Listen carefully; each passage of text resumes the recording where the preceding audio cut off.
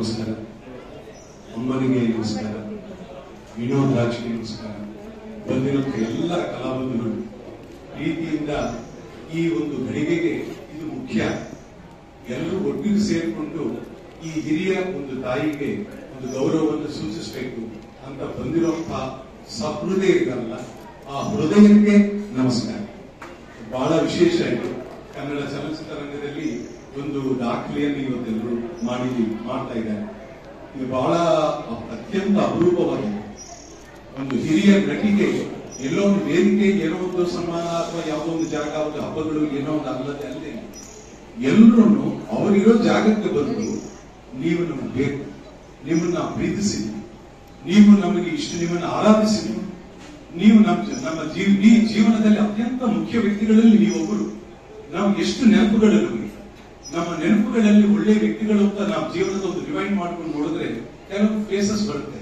ಅಂತ ಫೇಸಸ್ ಕೆಲವು ಮಾತ್ರ ನಾವು ಉಳಿಯೋದು, ಕೆಲವು ಮರ್ತೋಗ್ಬಿಡ್ತೀವಿ. ಆ ಉಳಿಯೋದ್ರಲ್ಲಿ ಅಮ್ಮ ಅಂತ ಒಂದು ವ್ಯಕ್ತಿ. ಅವ್ರನ್ನ ನಾವು ನೆನೆಸ್ಕೊಳ್ಳೋದು ಅವರ ಅದ್ಭುತವಾದ ಕಲೆ ಮಾತ್ರ. ಅವರಷ್ಟು ಸಹಜ ನಟಿನ ನಾವಿನ್ನು ನೋಡಕ್ಕಾಗಲ್ಲ. ಸಹಜ ನಟಿ ಆಕೆ ಒಂದು ಪ್ಲಾಂಟ್ ಆಕ್ಟಿಂಗ್ ಅಲ್ಲಿ ಆಕೆ ಅಭಿನಯಿಸ್ತಾ ಇದ್ದಾರೆ ಅಂತಂದ್ರೆ ಆ ಪಾತ್ರ ಹಂಗೆ ಒಂದು ರೂಪ ತಗೊಂಡು ಅದರದ್ದು ಒಂದು ಅಭಿವ್ಯಕ್ತಿ ಹೊಸದೊಂದು ಆಗ್ಬಿಡ್ತಾ ಇದೆ. ಅಷ್ಟು ಅದ್ಭುತ. ಅವ್ರ ಬಾಡಿ ಲ್ಯಾಂಗ್ವೇಜ್, ಅವ್ರ ಡೈಲಾಗ್ ಡೆಲಿವರಿ, ಅವ್ರ ಎಕ್ಸ್ಪ್ರೆಷನ್ಸ್ ಎಲ್ಲ ಒಂದು ಹಂಗೆ ಮೈ ಜುಮ್ಮನಿಸುತ್ತೆ. ಅಂತ ಒಂದು ಅದ್ಭುತ ನಟಿ. ಜೊತೆಗೆ ಅವರ ಜೀವನ ಯಾತ್ರೆ ನಾವೆಲ್ಲ ನೋಡಿದೀವಿ, ಕೇಳಿದೀವಿ. ಅದು ಬಹಳ ವಿಶೇಷ. ಅದು ಅತ್ಯಂತ ಕ್ಲಿಷ್ಟ ಕೂಡ, ಬಹಳ ಕಷ್ಟವಾದ ಜೀವನ. ಅದರಲ್ಲಿ ಸಾಧನೆ ಮಾಡಿಕೊಂಡು ಹಲವು ವರ್ಷ ಮೇರು ನಟಿಯ ಸ್ಥಾನದಲ್ಲೇ ಅವ್ರು ಹುಡ್ಕೊಂಡ್ಬಂದರು. ಜೊತೆಗೆ ಈಗಿನ ಜೀವನ ಮತ್ತೆ ಅದರ ನಂತರದ ಒಂದು ಈ ಜೀವನವನ್ನ ಅವರು ನಡೆಸ್ತಾ ಇರೋ ರೀತಿ ಅತ್ಯಂತ ಒಂದು ದೈವಿಕವಾದ. ಅವರ ಸಹೃದಯತೆ, ಅವರ ಒಳ್ಳೆಯತನ, ಅವರಲ್ಲಿರುವಂತಹ ಒಂದು ಛಲ, ನಿಷ್ಠೆ ಅದೆಲ್ಲ ಕೂಡ ಈ ತೋಟದಲ್ಲಿ ಕಾಣಿಸ್ತಾ ಇದೆ. ಜೊತೆಗೆ ಇವತ್ತು ನಾವು ಅಮ್ಮನ ಸಾಧನೆಯನ್ನ ಎಷ್ಟು ಮಾಡಿದಾರೋ ಅದಕ್ಕೆ ಒಂದು 100 ಪಾಲು ನಾವು ಅಭಿನಂದಿಸಬೇಕಾಗಿರೋದು. ಇದೊಂದು ಅದ್ಭುತವಾದ ವ್ಯಕ್ತಿ ನಿಜವಾಗ್ಲು. ಅವರು ತಾಯಿಗೆ ಆಸರೆಯಾಗಿ ನಿಂತು ಅವರೆಲ್ಲ ಸಮಸ್ಯೆಗಳು ನೋಡಿದ್ದಾರೆ, ಬೆಳೆದಿದ್ದಾರೆ. ಬೆಳೀತಾ ತನ್ನ ಜೀವನದ ಒಂದು ವಿಚಾರಗಳನ್ನು ಎಲ್ಲ ಪಕ್ಕಕ್ಕಿಟ್ಟು ಅಮ್ಮನ ಜೊತೆ ಇರಬೇಕು, ಅಮ್ಮನ ಜೊತೆ ಸಹಾಯ ಮಾಡಬೇಕು, ಅವರ ಜೊತೆ ಒಂದಾಗಿರ್ಬೇಕು ಅಂತ ಅವರು ಹಾಗೆ ತಾಯಿ ಜೊತೆ ಅವರು ಇದ್ದು ಬಂದಿರೋದಂತೂ ಸುಂದರ್ ಹೇಳ್ದಂಗೆ ಇದು ಯಾವಾಗಲೂ ಪ್ರಪಂಚದಲ್ಲಿ ಕೆಟ್ಟ ತಾಯಿ ಅನ್ನೋದು ಇರೋದಿಲ್ಲ. ತಾಯಿ ಯಾವತ್ತೂ ಶ್ರೇಷ್ಠ, ಯಾವತ್ತೂ ದೈವವೇ ಅನ್ನೋದು ನಾವೆಲ್ಲರೂ ಗೊತ್ತಲ್ಲ. ಆದ್ರೆ ಎಲ್ಲರೂ ಮಕ್ಕಳಾಗಿರ್ತಾರ ಅನ್ನೋದಂತ ಪ್ರಶ್ನೆ ಬಂತು. ಎಲ್ಲ ಮಕ್ಕಳಿಗೂ ಕೂಡ ಅದೇ ಭಾವನೆ, ನಮ್ಮ ತಾಯಿಗೆ ನಾವು ಕೊಡ್ತಾ ಇರುವಂತಹ ಅವ್ರು ನಮ್ಗೆ ಕೊಟ್ಟಿದ್ದಕ್ಕೆ ಒಂದು ಕಿಂಚಿತ್ ಕೊಡಕ್ಕಾಗತ್ತಾ ಅಂತಂದ್ರೆ ಎಲ್ಲರನ್ನು ನಾವು ತಪ್ಪಿದಸ್ತರಾಗಿ ನಾವು ಕಾಣ್ಕೊಂಡಿದ್ದೇವೆ. ಜೀವನದಲ್ಲಿ ಅಂತಹ ಪರಿಸ್ಥಿತಿ ಜಾಸ್ತಿ. ಆದ್ರೆ ಅದೆಲ್ಲ ಅಲ್ಲ ಅಂತ ಎಲ್ಲವೂ ತ್ಯಾಗ ಮಾಡಿಕೊಂಡು ಜೀವನದಲ್ಲಿ ಸಂಪೂರ್ಣವಾಗಿ ತಾಯಿಗೋಸ್ಕರವೇ ಬದುಕೋದು. ನನ್ನ ಬದುಕೇನಪ್ಪ ಅಂತಂದ್ರೆ ತಾಯಿಗೋಸ್ಕರ. ನಮ್ಮ ತಂದೆ ತಾಯಿನ ನಾವು ನೋಡಿದ್ವಿ. ನಮ್ಮ ಬದುಕೇನಪ್ಪ ಅಂತಂದ್ರೆ ನಮ್ಮ ಮಕ್ಕಳೇ. ನಾವೆಲ್ಲರೂ ಅದೇ ಬದುಕ್ತೀವಿ. ನಾವು ಬದುಕಿದ್ರೆ ನಮ್ಮ ಮಕ್ಕಳು ಏನಪ್ಪಾ ಬದುಕ್ತೀವಿಯಪ್ಪ ಅಂತಂದ್ರೆ ನನ್ನ ಹೆಸರು ನನ್ನ ದುಡ್ಡಲ್ಲ, ನನ್ನ ಮಕ್ಕಳಿಗೋಸ್ಕರ ಬದುಕ್ತೀವಿ ಅಂತ ಪ್ರತಿಯೊಬ್ಬರ ಹೃದಯದಲ್ಲೂ. ಆದ್ರೆ ನನ್ನ ತಾಯಿಗೋಸ್ಕರ ಬದುಕ್ತೀನಿ ಅನ್ನೋಂಥ ಒಂದು ಮನಸ್ಸಿರ್ಬೇಕಂತಂದ್ರೆ ಹ್ಯಾಟ್ಸ್ ಆಫ್. ಅವರು ಗ್ರೇಟ್ ಪರ್ಸನ್. ಅವರು ವಿನೋದ್ ರಾಜ್ ಸಿನಿಮಾ ಮಾಧ್ಯಮದಲ್ಲಿ ಬಂದಂತಹ ಒಂದು ಅದ್ಭುತ ವ್ಯಕ್ತಿ, ಸೆಲೆಬ್ರಿಟಿ ಎಕ್ಸಾಂಪಲ್ ಆಗಿ ತೋರಿಸಿದ್ದಾರೆ. How I can be simple. ಒಂದು ಸರಳವಾಗಿ ಒಂದು ಸಾಮಾನ್ಯವಾಗಿ ಅಲ್ಲಿ ನಾಯಕ ಅಲ್ಲ, ಜೀವನದ ನಾಯಕ, ನಿಜ ಜೀವನದ ನಾಯಕನಾಗಿ ನಾನು ಸಾಮಾನ್ಯ ರೈತನಂತೆ ಕೆಲಸ ಮಾಡಿಕೊಂಡು ಎಲ್ಲರ ಜೊತೆ ಅವ್ರ ಜೊತೆ ಎಲ್ಲ ಸಹಕಾರ ಮಾಡಿಕೊಂಡು ಅವ್ರ ಜೊತೆ ಜೀವನ ಮಾಡಿಕೊಂಡು ಎಲ್ಲ ತನ್ನ ಬೇರೆ ಆಸೆಗಳು, ಆಕಾಂಕ್ಷೆಗಳು, ಆ ಸೆಲೆಬ್ರಿಟಿ ಗ್ಲಾಮರ್ ಎಲ್ಲ ಬಿಟ್ಟು ಅವರು ಸಂಪೂರ್ಣವಾಗಿ ಅವ್ರ ಜೊತೆ ಮತ್ತು ಆ ಗೆಳೆಗಳ ಜೊತೆ ವಾಟ್ ಎ ಲೈಫ್. ನಿಜವಾಗ್ಲೂ ಇದನ್ನ ಕಾಯಕ ಯೋಗ ಅಂತಾರೆ, ಕರ್ಮಯೋಗಿ ಅಂತಾರೆ. ಅಮ್ಮ ಒಂದು ಕರ್ಮಯೋಗಿ, ಅವರೊಬ್ಬ ಕರ್ಮಯೋಗಿ. ನಿಜವಾಗ್ಲೂ ಹೃದಯ ತುಂಬಿ ಬರ್ತಾ ಇದೆ. ಎಲ್ರಿಗೂ ಅದೇ ಸ್ಥಿತಿ ಇದೀವಿ, ನಾವೆಲ್ಲರೂ ಅದೇ ಸ್ಥಿತಿ. ಏನ್ ಹೇಳೋದು, ನಿಜವಾಗ್ಲೂ wonderful artist, wonderful journey, wonderful life. All difficulties, ಅಷ್ಟು ಕಷ್ಟಗಳ ನಡುವೆ ಅವರೊಂದು ಮಾದರಿಯಾಗಿ ನಿಂತಿದ್ದಾರೆ. ಅದನ್ನು ನಾವು ತುಂಬಾ ಗೌರವಿಸ್ತೀವಿ. ಅವರು ಪ್ರೀತಿ ಉಳಿಸ್ಕೊಂಡಿದ್ದಾರೆ, ಪ್ರೀತಿ ತೋರಿಸಿದ್ದಾರೆ. ಎಷ್ಟು ಜನರ ಪೀಳಿಗೆಗಳಿಗೆ ಅವರು ಪ್ರೀತಿ ತೋರಿಸಿದ್ದಾರೆ ಚಿತ್ರರಂಗದಲ್ಲೇನೆ. ನಾವೆಲ್ಲರೂ ಅದನ್ನು ಅನುಭವಿಸಿದ್ದೀವಿ. ಅಮ್ಮನಿಗೆ ಮತ್ತೊಮ್ಮೆ ನಮ್ಮ ಪ್ರೀತಿಪೂರ್ವಕವಾದಂತಹ ಸಾಷ್ಟಾಂಗ ನಮಸ್ಕಾರಗಳು. ಎಲ್ಲರೂ ಒಳ್ಳೆ ಇನ್ನೂ ಒಳ್ಳೆ ಆಯುಷ್ ಆರೋಗ್ಯ ಎಲ್ಲ ನಿಮಗಿರ್ಲಿ. ಹಾಗೇನೆ ಅಮ್ಮನ ನೋಡ್ಕೋತಾ ಜೀವನ ಇನ್ನೂ ಸಾಫಲ್ಯ ಆಗಲಿ ವಿನೋದರಾಜ್ಗೆ. ಮುಂದಿನ ಜೀವನ ಕೂಡ ಅತ್ಯಂತ ಒಳ್ಳೆಯ ಜೀವನವಾಗಿರ್ಲಿ ಅಂತ ಈ ಸಂದರ್ಭದಲ್ಲಿ ನಾನು ನನಗೆ ಹಾರೈಸ್ತೀನಿ. ಸಡನ್ ಆಗಿ ಅನಿಸಿತ್ತು, ನಮ್ಮ ಮನಸ್ಸಲ್ಲಿ ಹಂಗ ಅನಿಸ್ತಾ ಇತ್ತು, ನಾನು ಹಾಡೋಣ ಅನ್ಕೊಂಡು ಏನ್ ಮಾಡೋದು ಅಂತ ಏನು ಹಾಡೋಣ ಅಂತ ಯೋಚನೆ ಮಾಡ್ತಾ ಇದ್ದೆ. ತಕ್ಷಣ ಸುದ್ದಿ ಸುಂದರ್ ನನಗೆ ಸರ್ಪ್ರೈಸಿಂಗ್ ಅಲ್ಲಿ ನನ್ನ ಮನಸ್ಸಲ್ಲಿ ಆಗ್ತಾ ಇತ್ತು, ವೈ ನಾಟ್ ಡೂ ಸೊ ಅವರಿಬ್ಬರ ಒಂದು ಜರ್ನಿನೇ ಒಂದು ಮೈಮಲ್ಲಿ ಭರತನಾಟ್ಯ ಅಂದ್ರೆ ನೃತ್ಯದ ಒಂದು ಮಾಧ್ಯಮದಲ್ಲಿ ತಾಯಿಯ ಮಗನ ಒಂದು ವಾತ್ಸಲ್ಯವನ್ನೇ ಒಂದು ಸ್ವಲ್ಪ ತೋರಿಸುತ್ತೇನೆ.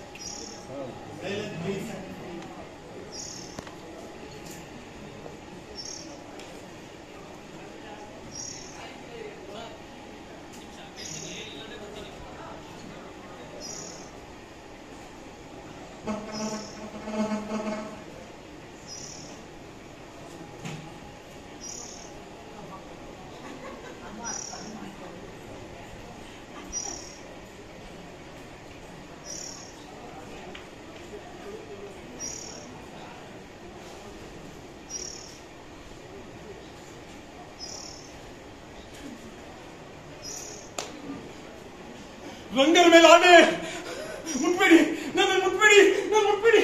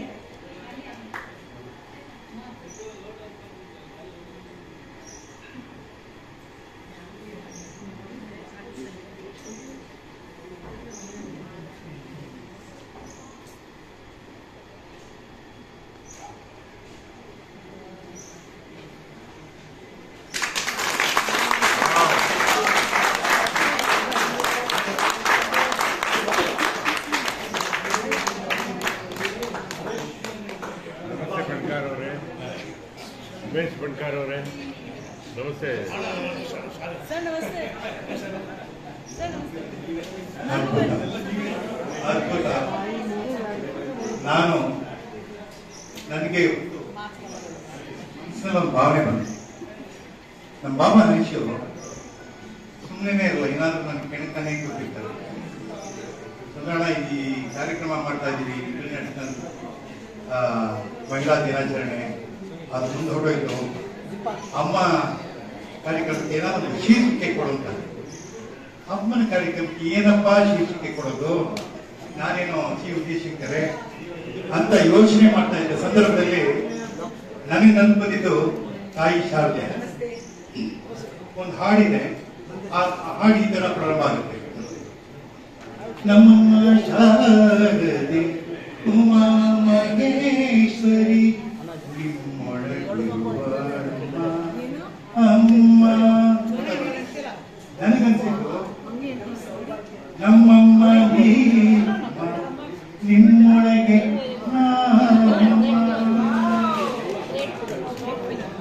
ಯಾಕೆ ಎಷ್ಟೇ ಕೊಟ್ಟಿದ್ರೆ ಶಂಕರಾಚಾರ್ಯರು ಶಾರದಾ ಪೀಠ ಮಾಡ್ಬೇಕಾದ್ರೆ ಆ ಶಾರದಾ ಬಹುಶಃ ಇವತ್ತು ಆ ಒಂದು ಶಂಕರಾಚಾರ್ಯರು ಬದುಕಿದ್ದು 36 ವರ್ಷ, 38. ಎಲ್ಲಿ ಕಾಲಡಿ, ಎಲ್ಲಿ ಕಾಶ್ಮೀರ. ಸೊ ಆ ರೀತಿಯಿಂದ ಒಂದು ಇದನ್ನ ಇವತ್ತು ಈ ಸಂಬಂಧದಲ್ಲಿ ನೋಡಿದೆ.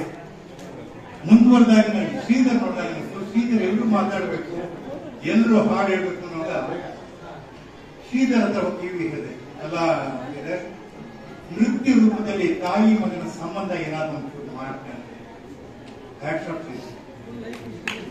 ಒಂದು ಇಡೀ ಲೈಫ್ ಎಷ್ಟಿಲ್ಲ, ಕೇವಲ 2 ಸೆಕೆಂಡ್ ಅಲ್ಲಿ ಥಾಟ್ ಕಮ್ಮಿ ಆಗ್ತಿದೆಯಲ್ಲ, ಬಹಳ ಕಷ್ಟ, ಬಹಳನೇ ಕಷ್ಟ. ಯಾಕೆಂದ್ರೆ ಮೂಕಾಭಿನಯ ಮಾಡಿಕೊಂಡು ಇರ್ಲಿಕ್ಕೂ ಇಲ್ಲದೆ 2 ಪಾತ್ರವನ್ನ 1 ಪಾತ್ರವನ್ನಾಗಿ ಮಾಡಿರೋದು ನಮ್ಮೆಲ್ಲರಿಗೂ ಇವತ್ತು ಕಲಾವಿದರ ಸವಾಲನ್ನ ಬೇಯಿಸಿದ್ದೀರಾ. ಈಗ ಇಡೀ ಕಲಾವಿದರ ಬಳಗದಿಂದ ಸಂದರ್ಭದಲ್ಲಿ ಅಮ್ಮನ ಒಂದು ಅಭಿನಯ ನೆನಪಾಗಿದೆ, ಅದನ್ನ ನಾನು ಶೇರ್ ಮಾಡ್ಕೊಳ್ಳೋಕೆ ಇಷ್ಟಪಡ್ತೀನಿ. ನನ್ನ ಫೇವ್ರೆಟ್ ಸಿನಿಮಾ ಗೆಜ್ಜೆ ಪೂಜೆ, ಅದರ 4 ಸಾಲುಗಳನ್ನ ನಾನು ಹಾಡ್ತೀನಿ.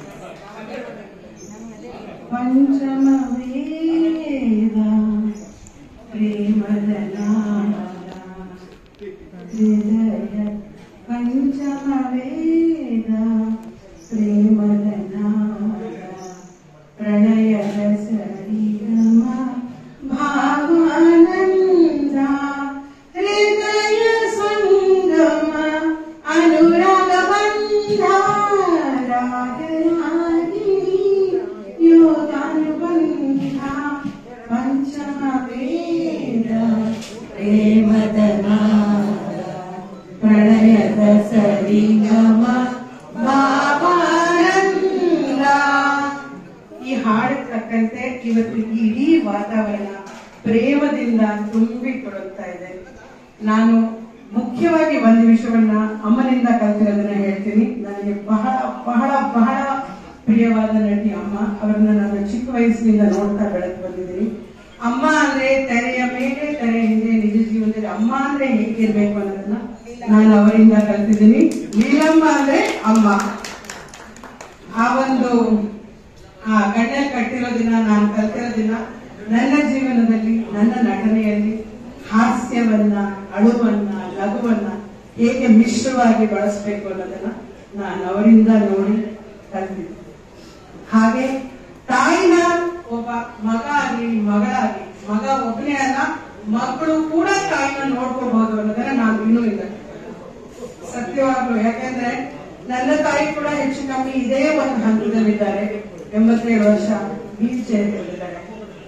ತಾಯಿನ ಹೇಗೆ ನೋಡ್ಕೋಬೇಕು ಅನ್ನೋದನ್ನ ಥ್ಯಾಂಕ್ ಯು ಸೋ ಮಚ್.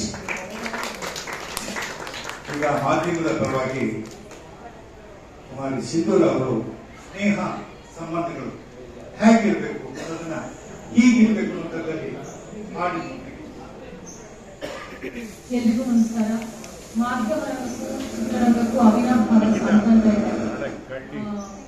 ನಾವ್ ಯಾವಾಗ್ಲೂ ಬರೀ ಸುದ್ದಿ ಬಿತ್ತರಿಸ್ತಾ ಯಾವಾಗ್ಲೂ ಇರ್ತೀವಿ, ಇಂಟರ್ವ್ಯೂಸ್ ಮಾಡ್ತಾ ಇರ್ತೀವಿ. ಆದ್ರೆ ನಮ್ ಕಡೆಯಿಂದಲೂ ಒಂದು ಸಾಂಗ್ ಡೆಡಿಕೇಟ್ ಮಾಡ್ಬೇಕು ಅಂತ ನಮ್ಗೊಂದು ಜಸ್ಟ್ ಥಾಟ್ ಬಂತು.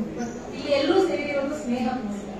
ಸೊ ಆ ಸ್ನೇಹ ನಮ್ಮೆಲ್ಲರೂ ಮಧ್ಯದಲ್ಲಿ ಹೇಗೆ ಹಬ್ಕೊಂಡಿದೆ ಅನ್ನೋದನ್ನ ಹಾಡಿನ ಮುಖಾಂತರ ನಮ್ಗೆ ಬಸವಪಡಿಸಿ.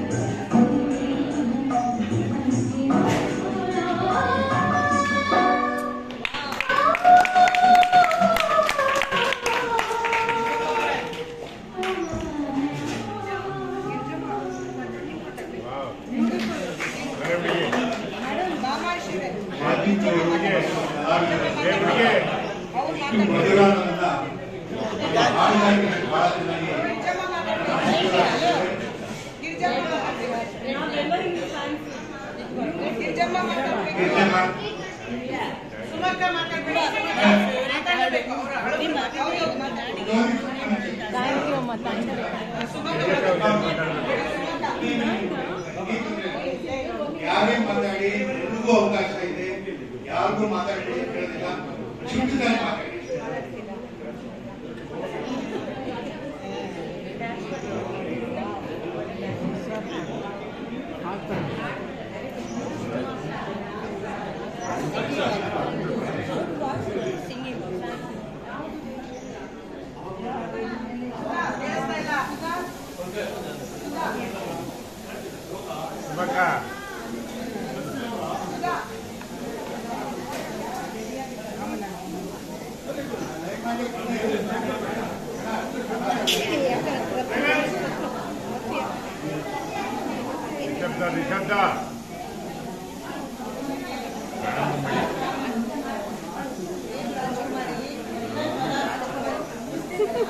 ಫುಲ್ ವಿಡಿಯೋ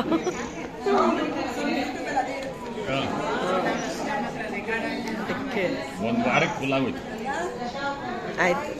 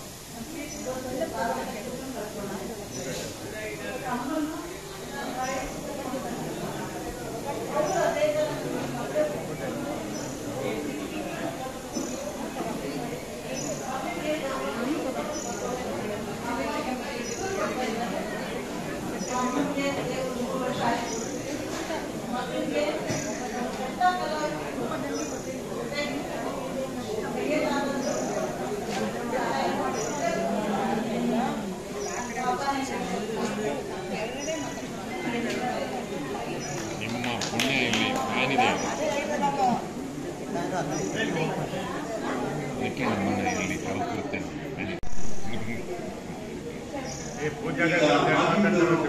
ಮತ್ತೊಂದು ಕಾರ್ಯಕ್ರಮ ಸಂಜೆ ಇರೋದ್ರಿಂದ ಇಲ್ಲಿಂದ ಬೆಂಗಳೂರು ಹೋಗಬೇಕಾದ 1 ಅವರಿಗೆ ಇದೆ. ಇನ್ನು ಕೇವಲ ನಿಮಗೆ ಇನ್ನೊಂದು 15 20 ನಿಮಿಷ ಇದೆ, ಮುಗಿಸ್ತೀನಿ.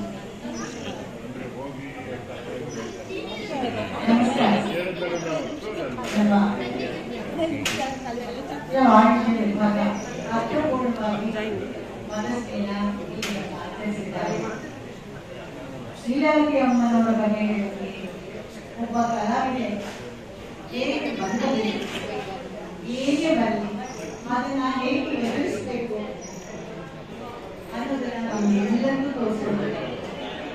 ಆಗೋದು ಅಥವಾ ಕಲಾವಿದರಾಗೋದು ಯಾರ ಬಳಿಯೂ ಕೈ ಕೊಡಬಾರದು ಅನ್ನೋದನ್ನ ಅವರಿಂದ ನಾವು ಕಲಿತೀವಿ. ಯಾಕಂದ್ರೆ ಬಂದಿದ್ದ